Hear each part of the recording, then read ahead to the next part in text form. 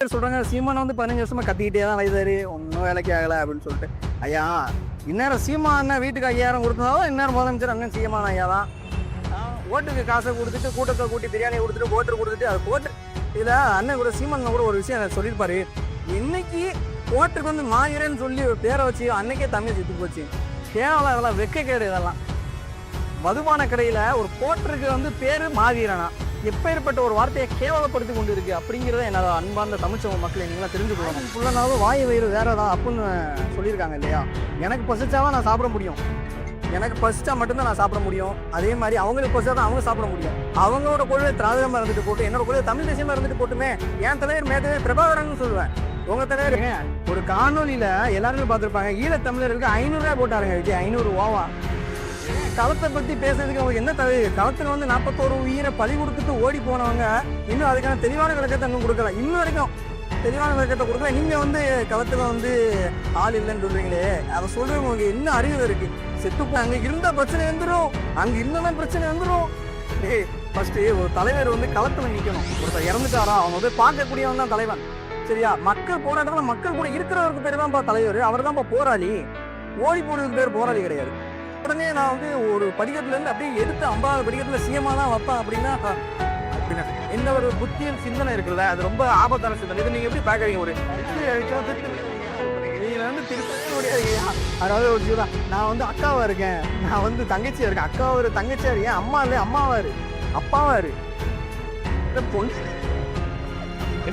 இதுக்கு நீங்க ஒரு இன்ஃப்ளூயன்ஸரா 4.5 வருஷத்துல 4.5 வருஷம் ஆட்சியில 4 வருஷம் சும்மா இருந்துட்டு இந்த 4 வருஷம் 1/2 வருஷத்துல வந்து உங்களுக்கு என்ன கனவு தொழிலை செய்வோம் அப்படின்றாங்க.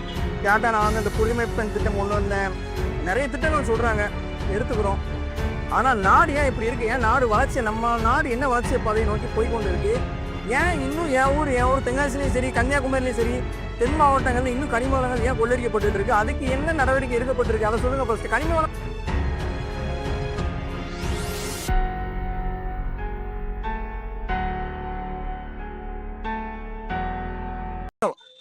வணக்கம். இன்ஸ்டாகிராம் செலிபிரிட்டி டு தமிழ் தேசியவாதி, இந்த பயணம் எப்படி ஆரம்பிச்சது? இன்ஸ்டாகிராம்ல அவ்வளவு ஃபாலோவர்ஸ் இருக்காங்க. உங்களை தாண்டி நீங்களும் நிறைய கருத்து ரீதியாக சொல்றீங்க, நிறைய லவ் ஃபெயிலியர் பர்சன் மாஸ் ரீதியாக தேர்தல் ஒரு ஆளா இருக்கீங்க.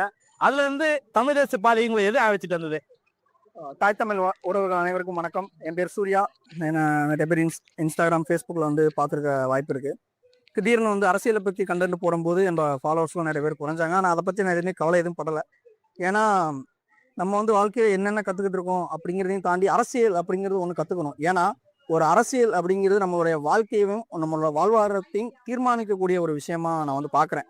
அப்படிங்கிற பட்சத்தில் வந்து திராவிடம் தமிழ் தேசியம் அப்படின்னு ஒரு 2 இருக்குது நம்ம தமிழ்நாட்டில்.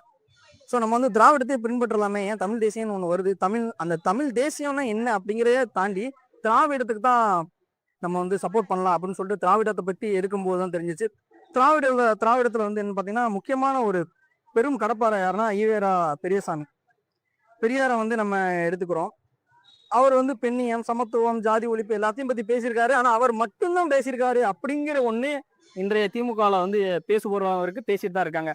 ஏன் அவரும் சேர்ந்துதான் பேசினாரு அப்படிங்கிறத வந்து ஏன் பேச மாட்டேங்கிறாங்க? சரி, அப்படியே நம்ம நாம் தமிழர் கட்சியில வந்து தமிழ் தேசியம்னு ஒன்று இருக்கு. அந்த தமிழ் தேசியத்தை அவங்க வந்து கொள்கை கோட்பாடை எடுத்து முன்னெடுத்தி அண்ணன் செந்தமிழன் சீமான் அவர்கள் கொண்டு போயிட்டு இருக்காங்க. சரி, இதை பத்தி நம்ம பேசலாமே அப்படின்னு சொல்லிட்டு நாம் தமிழர் கட்சி அதுல வந்து நான் ஜாயின் பண்ணேன். எனக்கு என்னன்னா நம்மளோட இனத்தலைவர் யாரு முதல்ல அப்படிங்கிறதே நமக்கு தெரியாது. தாய் தமிழ் மொழியை நான் வந்து தமிழ் தாய் அப்படின்னு சொல்லக்கூடிய ஒரு தலைவர்னா அது கருணாநிதி அப்படின்னு சொல்றாங்க. என்ன கருணாநிதி சொல்லிட்டாரு? இப்போ ஹிஸ்டரி எடுத்து படிச்சு பார்ப்போம்னு பார்த்தா இல்லை, இது வேலைக்கு ஆகலை. அதுக்கப்புறம் தான் தெரியுது தலைவர் மேதகு பிரபாகரன் அப்படின்னு சொல்லிட்டு. இன்று நான் மட்டும் இல்லை, பல்வேறு இளைஞர்களுக்கு தமிழ் தேசிய தலைவர் யார் அப்படின்னு கேட்டாங்கன்னா அது தலைவர் மேதகு பிரபாகரன் அப்படிங்கிறது மட்டும்தான் இன்னும் கேட்டுட்டு இருக்கு. ஏன் அப்படின்னா 23 ஆண்டுகள் சேர்ந்து ஒரு தலைவனை எதிர்த்திருக்கு அப்படின்னா அது வந்து எதிரியால கூட கொல்ல முடியாத அளவு துரோகத்தால மட்டுமே வீழ்த்தக்கூடிய தலைவர் நமது மேதகு பிரபாகரன். ஏன்னா பயம், பிரபாகரன் அப்படிங்கிற ஒரு பேரை சொன்னாலே பயம். அப்படிப்பட்ட ஒரு தலைவரை நமது கொள்கை தலைவரை வச்சிருக்கக்கூடிய நாம் தமிழர் கட்சியில வந்து நம்ம பயணிக்கலாமே அப்படின்னு சொல்லிட்டு ஒன்று வந்துச்சு. இந்த இவங்களோட கொள்கையும் சரி, இவங்களோட கோட்பாடு, இவங்களோட வழிமுறை, நெறிமுறை, அக்கௌண்டபிலிட்டி, இவங்களோட ரிலையபிலிட்டி, ஸோ இது எல்லாமே சேர்ந்து நம்மளை சிந்திக்க வச்சது இவங்களோட அரசியல் எப்படி இருக்கு அப்படின்னு சொல்லிட்டு. ஆனால் நிறைய பேர் சொல்றாங்க சீமானை வந்து 15 வருஷமா கத்திக்கிட்டே தான் வைத்தாரு, ஒன்றும் வேலைக்கு ஆகலை அப்படின்னு சொல்லிட்டு. ஐயா இந்நேரம் சீமான் வீட்டுக்கு 5000 கொடுத்தாலும் இந்நேரம் முதலமைச்சர் அண்ணன் சீமான் ஐயா தான். ஓட்டுக்கு காசை கொடுத்துட்டு கூட்டத்தை கூட்டி பிரியாணி கொடுத்துட்டு கோட்டர் கொடுத்துட்டு அது கோட்டர் இதுல அண்ணன் கூட சீமான் கூட ஒரு விஷயம் சொல்லியிருப்பாரு. என்னைக்கு கோட்டருக்கு வந்து மாயிரன்னு சொல்லி பேரை வச்சு அன்னைக்கே தமிழ் செத்து போச்சு. கேவலம் இதெல்லாம் வெக்கக்கேடு. இதெல்லாம் மதுபான கடையில ஒரு கோட்டருக்கு வந்து பேரு மாவீரனா எப்பேற்பட்ட ஒரு வார்த்தையை கேவலப்படுத்தி கொண்டு இருக்கு அப்படிங்கிறத என்னோட அன்பார்ந்த தமிழ் சமூக மக்களை நீங்களா தெரிஞ்சு கொள்ளணும். அதுவும் இல்லாம இப்ப என்னன்னா ஒரு திமுக அரசியல் பின்புல நீங்களும் வந்துருக்கீங்க. வீட்டுல ஒரு அரசியல்ல ஒரு கவுன்சிலா இருக்காங்க.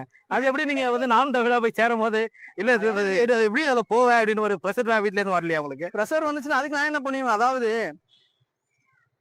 தாயின் புள்ளனாலும் வாய் வயிறு வேறதான் அப்படின்னு சொல்லியிருக்காங்க இல்லையா?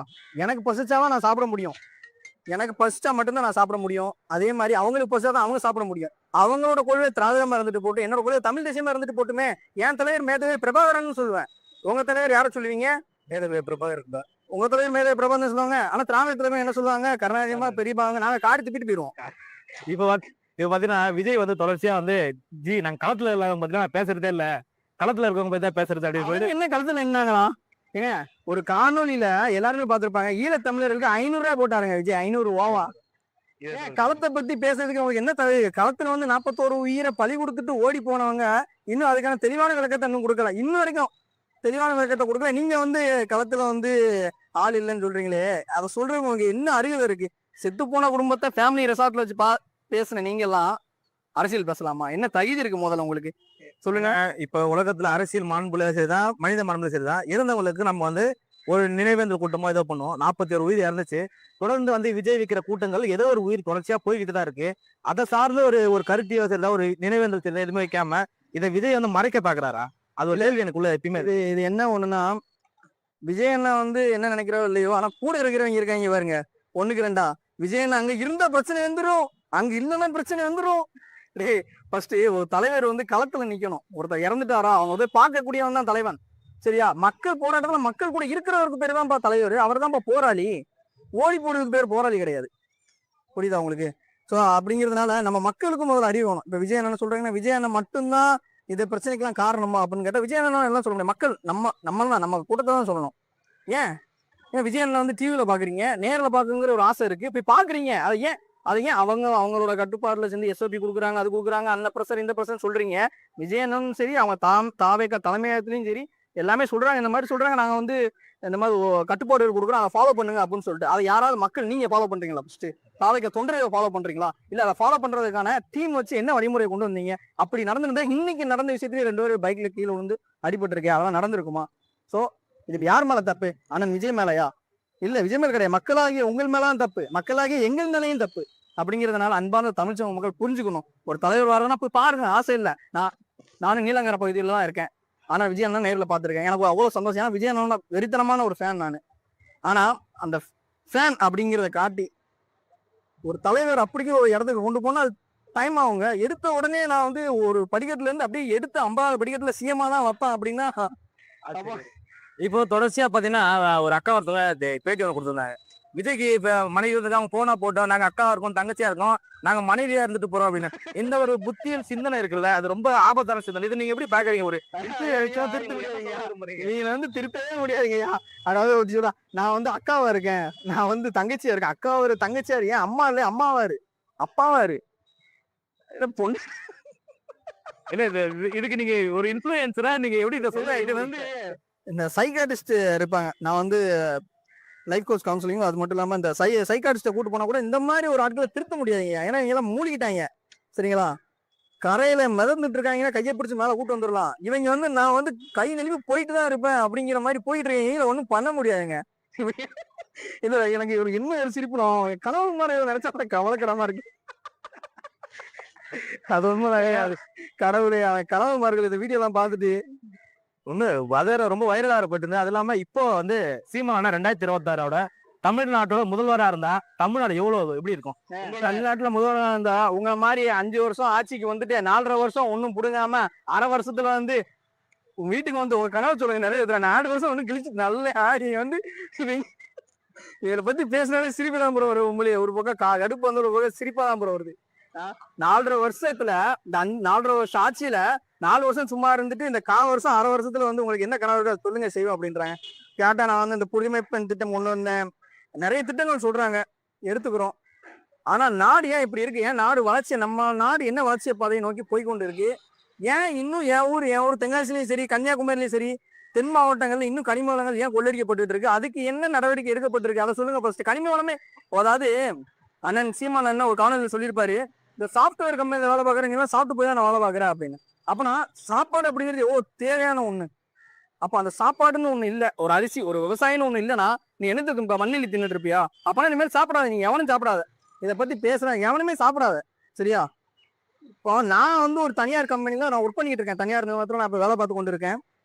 அதுக்காக நீங்க வந்து வேலையை விடுத்து வர முடியுமா அப்படின்னு என்னை பார்த்து ஒரு கேள்வி கேட்டேன். என்னால வேலையை விடுத்து வர முடியலனாலும் எனக்கான ஒரு நியாயத்தை அந்த அடிப்படையில இருக்கிறவங்களுக்கு என்னால பேச முடியும். அவங்களுக்கான ஒரு நியாயம் இருக்கு, அவங்களுக்காக எழுப்பி குரல் கொடுக்க முடியும், அவங்க பக்கத்துல போய் என்னால நிக்க முடியும். ஐயா இந்த அணில் கொஞ்ச நாள் அடிக்கடி போலீஸ்காரன் கையில கடிக்கிறாங்க. இந்த மாதிரி இன்னைக்கு வந்து போலீஸ் தள்ளி விட்டு அவர் மேல எழுச்சி முடிச்சு போன காலையில பார்க்க முடியுது. அது மாதிரி உங்ககிட்ட ஏதோ வாங்க வரேன்னு சொல்லிட்டு உங்களை ஏதாவது கடிக்க வந்தாங்களா?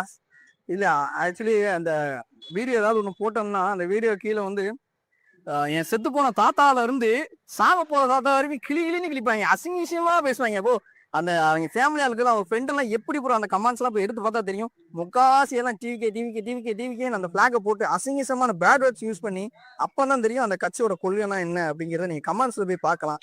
இதை வேற நிறைய பேர் ஒன்றும் பேசாதீங்க, அன்ஃபாலோ பண்ணிட்டு போயிருங்க அப்படிம்பாங்க.